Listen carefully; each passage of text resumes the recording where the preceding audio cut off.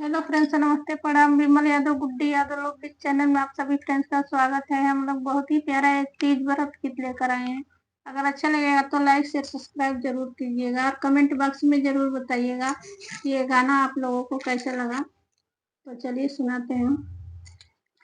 सूती शिवाजी कुसा के चटाइया ता गौरा दई जगावेली हो। शिवाजी कवना भरत हम करित पियावा के प्यार मिले से नूराया बाद रहे हो। शिवाजी कवना भरत हम करित पियावा के प्यार मिले से नूराया बाद रहे हो। हंसी हंसी बोले महादेव सुनाए गौरा रानी हो। रहुलिया तीज के करी बरतिया तो प्रियावा के प्यार मिल से नूराया बाद रहे हो। रनिया तीज के करी बरतिया तो प्रियावा के प्यार मिल से नूराया बाद रहे हो। नीरज लारैया निराहार तो सोरा सिंगार करिया हो। गौरा से नूरा से भरी लिया मंगिया तो शिवा के पूजन जइहा से नूराया मर करिया हो।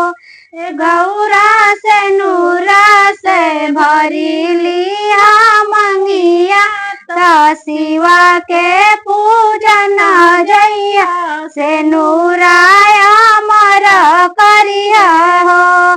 तीज के व्रत बड़ा पावन लागे औरी माना भावन लागे हो। गौरा तीज के व्रत जेहि करेला से नूरा सोहाग मिले सुखी परिवार रहिले हो। गौरा तीज के व्रत जेहि करेला से नूरा सोहाग मिले सुखी परिवार रहे हो। पियावा से बनल रहे नैया के डरियानु हो।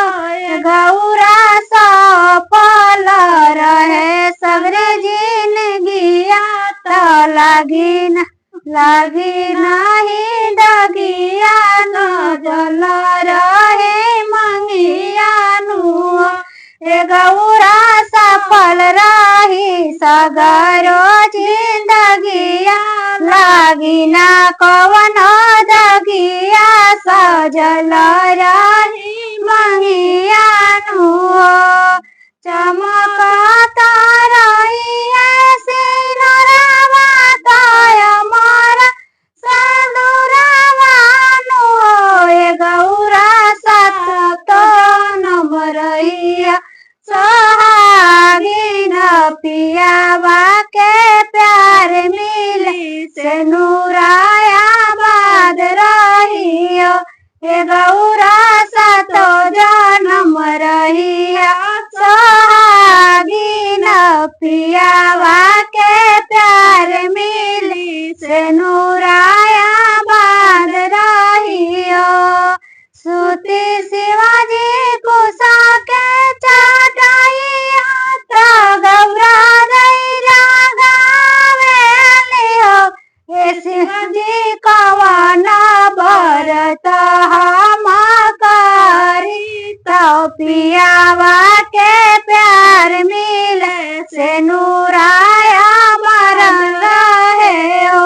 शिवाजी कवना व्रत हम करित पियावा के प्यार मिले से नूर